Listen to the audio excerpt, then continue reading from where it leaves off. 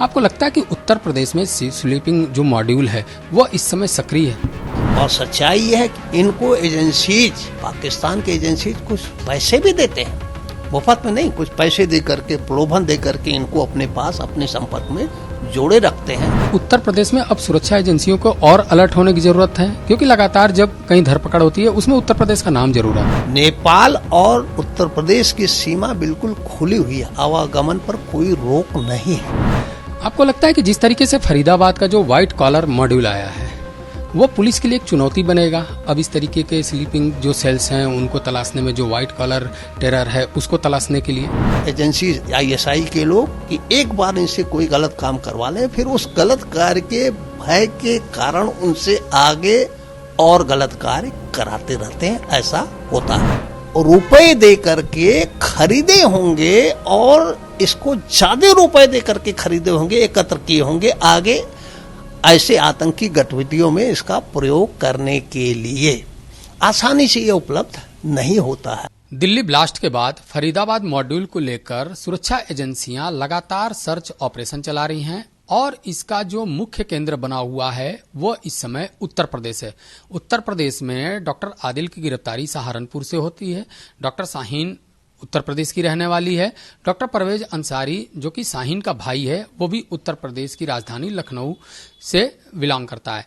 तो इसको लेकर सुरक्षा एजेंसियां लगातार छापेमारी कर रही हैं, सर्च अभियान चल रहा है। लेकिन एक जो महत्वपूर्ण कड़ी मिली उत्तर प्रदेश में वो जैश का जो स्लीपिंग मॉड्यूल है उसकी जांच की जा रही है और यही वजह है कि नेपाल सीमा पर भी सतर्कता बढ़ा दी गई है। इसी सब पे बात करने के लिए हमारे साथ रिटायर्ड IPS और पूर्व DG एकेधर द्विवेदी हमारे साथ हैं, उनसे बात करते हैं। सर, स्लीपिंग मॉड्यूल की चर्चा हो रही है, जैश के स्लीपिंग मॉड्यूल को लेकर जो सुरक्षा एजेंसियां हैं वो जांच कर रही हैं। आपको लगता है कि उत्तर प्रदेश में स्लीपिंग जो मॉड्यूल है वो इस समय सक्रिय है? देखिए, स्लीपिंग मॉड्यूल ऐसे होते हैं जो मानसिक तौर पर या अन्यथा तैयार रहते हैं, लेकिन तैयार रहते हुए भी चुपचाप अपने घर पर, मोहल्ले में, शहर में अपने नित्य प्रति के जो भी कार्य होता है, छोटे मोटे कार्य, व्यवसाय, वो करते रहते हैं, वो करते रहेंगे। लेकिन ये स्लीपिंग मॉड्यूल के सदस्य पाकिस्तान के किसी एजेंसी ISI कह लीजिए या किसी और के माध्यम से उनसे जुड़े रहते हैं। जब उनके एजेंसी के लोग इनको कोई टास्क देंगे, टास्क देते हैं फोन से या किसी चैनल वगैरह के माध्यम से उनसे बात करते हैं, कोई टास्क देंगे, तब वो धीरे धीरे उस टास्क को करने में लग जाते हैं। और स्लीपिंग मॉड्यूल एक नहीं, कई तैयार किए जाते हैं। बरसों की मेहनत के बाद, महीनों की मेहनत के बाद एक आध मॉड्यूल तैयार होते हैं, वो चुपचाप पड़े रहते हैं। और सच्चाई ये है कि इनको एजेंसीज, पाकिस्तान के एजेंसीज कुछ पैसे भी देते हैं, मुफ्त में नहीं, कुछ पैसे दे करके, प्रलोभन दे करके इनको अपने पास, अपने संपर्क में जोड़े रखते हैं। और उत्तर प्रदेश में पूरब में भी कुछ रखते हैं, मध्य उत्तर प्रदेश में कुछ रखेंगे, पश्चिमी उत्तर प्रदेश में भी स्लीपिंग मॉड्यूल तैयार करके ये रखते ही है। अक्सर देखा जाता है कि जो आतंकी गतिविधियां होती हैं उसमें जो गिरफ्तारियां होती हैं कहीं ना कहीं यूपी कनेक्शन मिल जाता है। तो ऐसे में नहीं लगता कि उत्तर प्रदेश में अब सुरक्षा एजेंसियों को और अलर्ट होने की जरूरत है, क्योंकि लगातार जब कहीं धरपकड़ होती है उसमें उत्तर प्रदेश का नाम जरूर आता है? बिल्कुल सही कह रहे हैं। उत्तर प्रदेश की एजेंसियों को, पुलिस को और सतर्क रहने की जरूरत है, इसमें कोई दो राय नहीं। ये बिल्कुल एक सच्चाई है, ये सही बात है।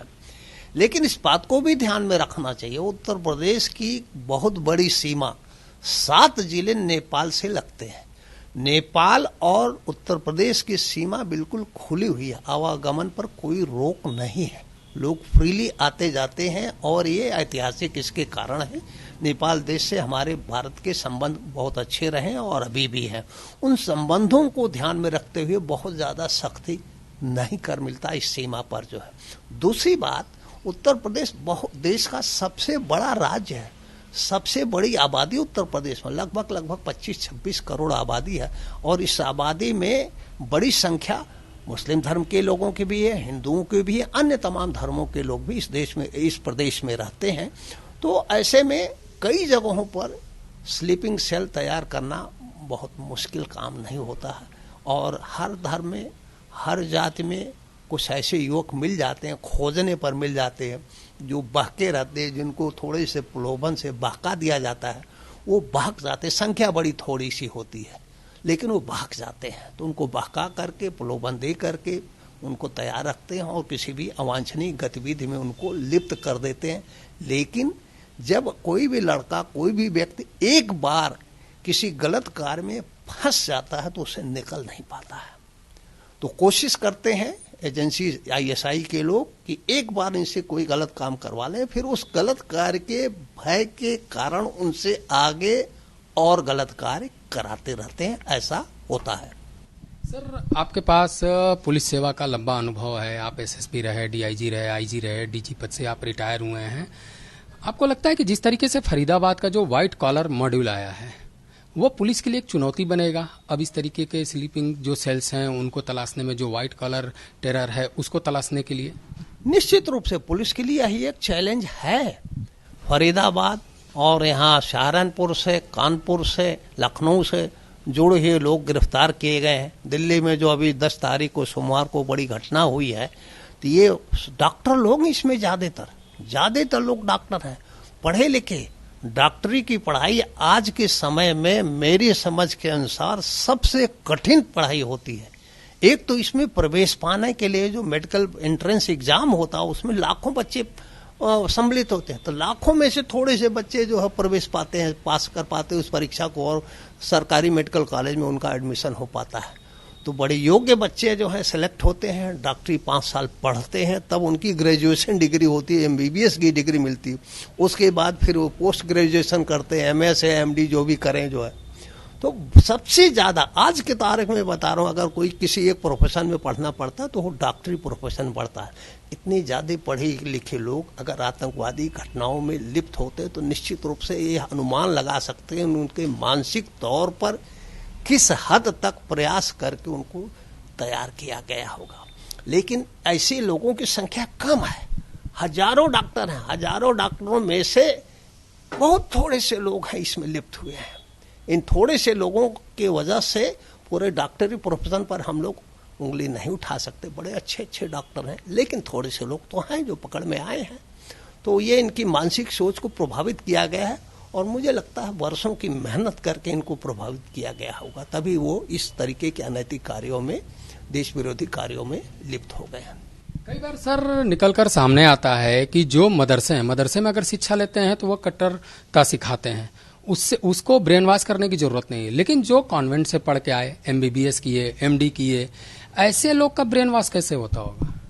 ऐसे लोगों का ब्रेन वॉश बहुत समझदारी से होता है, बहुत समझदारी से होता है। और किसका ब्रेन वॉश करना है वो सिलेक्शन भी, चयन भी एजेंसीज के लोग बहुत सावधानी पूर्वक करते हैं। आपका हमारा ब्रेन वॉश नहीं कर सकते, क्योंकि आप उनसे इतने सवाल करेंगे कि वो भाग जाएंगे। मुझसे प्रयास करेंगे, मैं सवाल करूंगा, भाग जाएंगे। लेकिन सवाल में ऐसे लोग मिल जाते हैं जो उनकी बातों में फंस जाते हैं और उनका बौद्धिक स्तर, उनकी सोच और उनकी सामाजिक आर्थिक स्थिति को ध्यान में रखते हुए उनको लाभान्वित भी करते हैं, प्रलोभन भी देते हैं, पैसे भी देते हैं।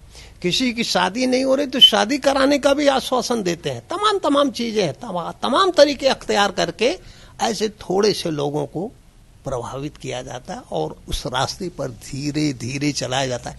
एक दिन में नहीं होता, ये 1 महीने में नहीं होता, 2 महीने में नहीं होता। इसके लिए किसी एक व्यक्ति को रास्ते पर चलाने के लिए साल भर, 6 महीने, 1.5 साल, 2 साल, 2.5 साल, कभी 5 साल, 7 साल का भी समय लग जाता है। तो धीरे धीरे प्रयास करके ही रास्ते पर, गलत रास्ते पर चलाया जाता है। सर, आपके पुलिस सेवा के दौरान कभी भी ऐसा रहा है कि कोई घटनाक्रम हुआ हो जो टेरर से जुड़ा हो, उसकी गिरफ्तारी हुई और उससे आपने पूछताछ की, क्या लगा कि वो पहले से निश्चित करके बैठा था कि हमें आतंकी घटनाओं में शामिल होना है, या कोई ऐसी मजबूरी या कारण रहा हो? देखिए, हम लोगों के समय में खास तौर से शुरुआत में जब सर्विस में आए तब यहाँ उत्तर प्रदेश के कई जनपदों, बरेली है, पीलीभीत है, इन सब जनपदों में, सहारनपुर भी है, उसमें मेरठ भी है, जो उसमें सिख आतंकवाद बड़ा चरम पर था जो है। और सिख आतंकवादी जो पृष्ठभूमि है वो 3 या 4 मई 1983 को गोल्डन टेम्पल में जो आर्मी प्रवेश की थी, उसके कारण वो शुरू हुआ था और भिंडरावाला मुख्य वजह था जो है। तो वो उसका नेचर अलग था, सिख आतंकवाद का नेचर अलग था। जो मौजूदा समय में देश में आतंकवाद है या आतंकवाद से प्रभावित देश कभी कभी हो जा रहा है, इसका नेचर अलग, दोनों में बहुत अंतर है। लेकिन आज ये सभी को विश्वास हो गया है कि सिख समुदाय के का भारत के प्रति जो लगाव है वो अतुलनीय है और लोगों को सच्चाई भी मालूम हो गई है। लेकिन मौजूदा समय में जो घटनाएं हो रही हैं वो पाकिस्तान द्वारा खास तौर से जो है प्रायोजित है, समर्पित है, उसके द्वारा पैसे भी खर्च किए जा रहे हैं। हालांकि सिख आतंकवाद को बढ़ाने में पाकिस्तान भी उसमें सक्रिय था, इन्वॉल्व था, लेकिन वो उसका नेचर थोड़ा इससे अलग था जो है। सर, इसको माना जा सकता है कि ऑपरेशन सिंदूर के बाद जैश लगातार इस कोशिश में था कि भारत में कोई बड़ा घटनाक्रम किया जाए, लेकिन सुरक्षा एजेंसियां अलर्ट मोड पे थी और यही वजह है कि इतनी बड़ी संख्या में जो विस्फोटक सामग्री है उसको बरामद कर लिया, इस मॉड्यूल को पकड़ने का काम किया। हालांकि एक घटनाक्रम दिल्ली में जरूर हो गया। तो आपको इसके पीछे क्या लगता है कि ऑपरेशन सिंदूर इसका कारण है या पहले से ही इस तरीके की एक्टिविटी होती रहती इन लोगों के बीच में? देखिए, ऑपरेशन पहले से तो घटनाएं होती रही हैं। पुलवामा हुआ, ऑपरेशन सिंदूर हुआ। ऑपरेशन सिंदूर में इनको पाकिस्तान के जो ये आतंकवादी इनको ढंग से चपत लगाई है, भारत की सेनाओं ने ढंग से जूते मारे हैं, मैं शब्द इस्तेमाल कर रहा हूं। वो हताश हुए हैं, निराश हुए हैं, लेकिन आईएसआई फिर उनको उस हताशा से निकाल रही, निराशा से निकाल रही, उनको फिर से धीरे धीरे बल प्रदान कर रही, प्रोत्साहित कर रही है, आगे खड़ा कर रही है। लेकिन असलियत में वो हताश हुए हैं, निराश हुए हैं, टूटे हैं। और भारतीय एजेंसियां अभी भी लगी हुई हैं, काम कर रही हैं। बहुत सारी चीजें हम लोगों की जानकारी में नहीं रहते हैं, जब काम हो जाते हैं तब पता चलते हैं। तो एजेंसी सतर्क है, लेकिन हमारा देश काफी बड़ा है, प्रदेश काफी बड़ा है, नेपाल बॉर्डर खुला हुआ है, तो इन सब चीजों का भी असर पड़ता है, इन सब चीजों का भी असर पड़ता है। सर, ये अमोनियम नाइट्रेट बड़ी मात्रा में जो बरामदगी हुई है, क्या ये कहना सही होगा कि अमोनियम नाइट्रेट जो है आसानी से हिंदुस्तान में मिल जाता है, यही वजह है कि ये लोग गलत इस्तेमाल के लिए उसको इकट्ठा कर लेते हैं? देखिए, ये आसानी से नहीं मिलता है। ये लो ग्रेड का एक एक्सप्लोसिव है, इसको इस्तेमाल करते हैं लोग।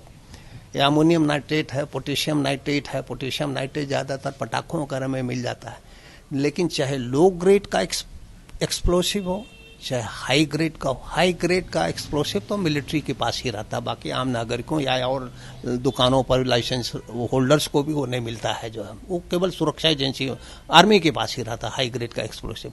बाकी लो ग्रेड का एक्सप्लोसिव के भी रखने के लिए, कारोबार करने के लिए लाइसेंसिंग अथॉरिटी से परमिशन लेना पड़ता, लाइसेंस लेना पड़ता है। इसका कानून अलग से है, डिस्ट्रिक्ट मजिस्ट्रेट लाइसेंस देते हैं जो है, तभी ये रख सकते हैं। तो जहां कहीं पर भी ये रखे होंगे, बनाए होंगे, उनसे इन लोगों ने रुपए दे करके खरीदे होंगे और इसको ज्यादा रुपए दे करके खरीदे होंगे, एकत्र किए होंगे आगे ऐसे आतंकी गतिविधियों में इसका प्रयोग करने के लिए। आसानी से ये उपलब्ध नहीं होता है। हम आप अगर चाहें कहीं से प्रयास करें तो नहीं मिल पाएगा। अच्छा, एक आखिरी सवाल है। आज प्रधानमंत्री नरेंद्र मोदी घायलों से मुलाकात करने पहुंचे थे और उन्होंने ये बयान दिया कि जो दोषी हैं उनको सख्त सजा दी जाएगी। इससे पहले भी जब भी कोई आतंकी घटना हुआ है, चाहे पुलवामा का हो, चाहे पहलगाम का हो, और भी जो, उसके बाद एक बड़ी कार्रवाई भारत की तरफ से देखने को मिला। आपको क्या लगता है कि इस बार किस तरीके की कार्रवाई प्रधानमंत्री करेंगे? देखिए, मैं एक बात तो इतना तो स्पष्ट है कि दिल्ली में जो अभी सोमवार को 10 नवंबर को घटना हुई, इसके पहले 2011 में विस्फोट हुआ था। तो 2011 के बाद 2025 में हुआ है, मतलब 14 साल बाद हुआ है।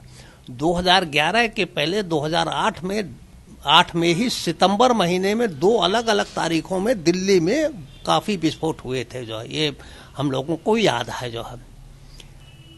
हमारे जो मौजूदा प्रधानमंत्री जी हैं, इनके बारे में मैं क्या कहूं, और ऑपरेशन सिंदूर में किस तरीके से भारतीय सेनाओं ने उनको जूते मारे हैं वो भी दुनिया जान रही है। अब आज घायलों को देखने गए, ये इनके संवेदनशीलता का परिचायक है और पूरे देशवासियों को ये अपना परिवार का सदस्य मानते हैं। क्या करेंगे मैं कुछ नहीं कह सकता, लेकिन इतना जरूर कह सकता हूं, भारत देश का व्यापक हित को ध्यान में रखते हुए जो उचित समझेंगे वही करेंगे, और वो समय बताएगा क्या करते हैं, तभी हम आप जान सकते हैं। मैं इतना ही कहूँगा, भारत देश का नागरिकों का व्यापक हित ध्यान में रखते हुए उचित कदम हमारी सरकार अवश्य उठाएगी। सर, एक सवाल और अहम है। आशंका ये जताई जा रही थी कि जो विस्फोटक सामग्री है और जो प्लानिंग है वह खासतौर पे उत्तर प्रदेश के लिए था, उत्तर प्रदेश में बड़ी खेप पहुंचाने की योजना थी। ऐसा उत्तर प्रदेश क्यों अहम हो जाता है इन लोगों के लिए कि एक बड़ी खेप पहुंचाने की? हालांकि इसकी कोई पुष्टि नहीं है, ये कहा जा रहा है। बिल्कुल सही कह रहे हैं, जो आप कह रहे हैं बात, इसकी पुष्टि नहीं हुई, लेकिन ऐसा कहा जा रहा है। और कहे जाने के पीछे वजह हो सकती है। वजह क्या हो सकती है? वजह एक अयोध्या है, अयोध्या। वजह काशी मथुरा ये है। वजह है कि जब से 2017 मार्च 2017 से यहाँ उत्तर प्रदेश में भाजपा की सरकार है, अपराधियों के विरुद्ध बड़ी सख्ती की है। ये सख्ती कई मायने में ऐतिहासिक, हम लोगों के तो करीब करीब 35 साल सर्विस में बीते और इधर 7-8 साल रिटायर हुए हो गए। इतनी बड़ी सख्ती हमने सर्विस में बहुत थोड़े समय देखी। एक तो सन 91-92 में जब श्री कल्याण सिंह साहब थे तब सख्ती हुई थी, बीच में मायावती जी थी मुख्यमंत्री, उनके समय में भी सख्ती हुई थी। लेकिन उन दोनों समय में 91-92 और मायावती जी के समय में भी इतनी सख्ती नहीं होती जितना सन 2017 के बाद से हो रही है। अरे माफिया लोग जो सरकारी जमीनों को कब्जा कर लिए तो कब्जे को खाली करा करके वहां आवास बना करके पास कॉलोनी में जो है वो गरीबों को दे दिया सरकार ने। ये मामूली बात है। ये उन माफियाओं को जिनकी जमीन लेकर के की गई उनको नींद आती होगी? नहीं आती होगी। लेकिन उनसे पूछा जाए जिन गरीबों को आवास मिल गया है, उसी जो सपना भी नहीं सोच सकते कि हमें यहाँ आवास मिले। प्रयागराज में ऐसे आवास वितरित किए गए, लखनऊ में ऐसे भी वितरित किए। तो सरकार का जो दबाव अपराधियों पर है वो बहुत ज़्यादा है, और इससे निश्चित रूप से इनके मन में बेचैनी होगी और सरकार को अस्थिर करने के लिए, बदनाम करने के लिए कुछ भी कर सकते हैं थोड़े से लोग, लेकिन मुझे विश्वास है ये सफल नहीं हो पाएंगे। धन्यवाद हमसे बात करने के लिए। कैमरामैन विनोद के साथ अवनीश कुमार, जनतंत्र टीवी, लखनऊ।